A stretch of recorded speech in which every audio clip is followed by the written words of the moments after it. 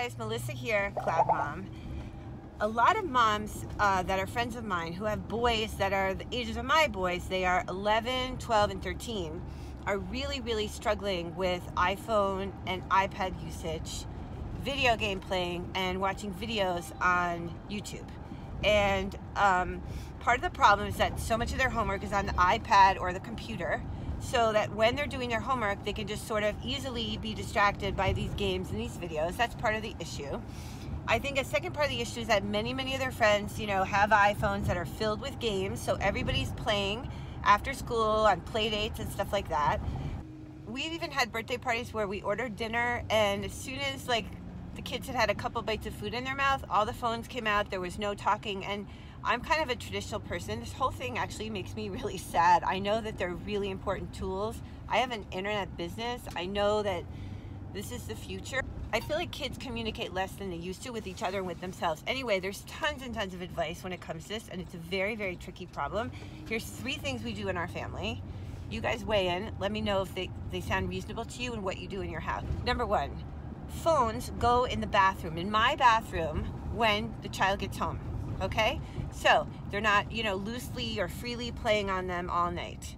Number 2, doors are open when kids are doing homework, and they're doing homework in sort of public areas, and you're kind of peeking in and stopping by all the time. I know it seems like spying, but you kind of have to know what they're doing and be clear with them. Say, listen, I expect you not to be playing games or watching videos when you're doing your homework. Number 3, and this is sort of an odd piece of advice, and I really struggle with this on my own, myself. And because what happens with us is I'll have one kid who has to be doing homework, and the other kid's all done, so they want to go watch TV or play a video game.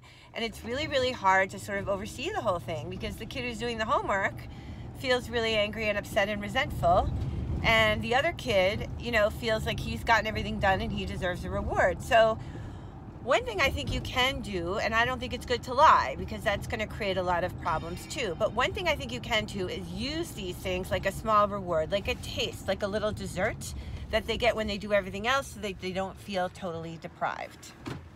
I grew up in a really small town, and we had a family on our street who was so strict. They had no television, they had to eat, I'm crossing the street, only homemade food, and you know what? Both of their girls rebelled so much, and I think it was harder than if they had given their kids little doses of the things that everyone else's kids were doing.